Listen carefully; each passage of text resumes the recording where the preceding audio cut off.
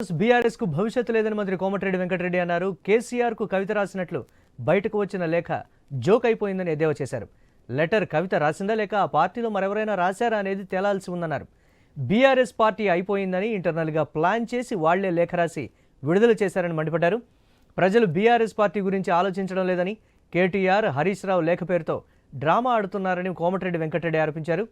MLC ఎన్నికల్లో అభ్యర్థి లేక బీజేపీకి ఓటు వేశారని విమర్శించారు. బీఆర్ఎస్లో చీలిక లేదని, ఇదంతా ఓ డ్రామా అన్నారు. తండ్రికి లేఖ రాయాల్సిన అవసరం ఏంటి, నేరుగా చెప్పొచ్చు కదా అని కోమటిరెడ్డి ప్రశ్నించారు. ఏం మ్యాటర్ అది?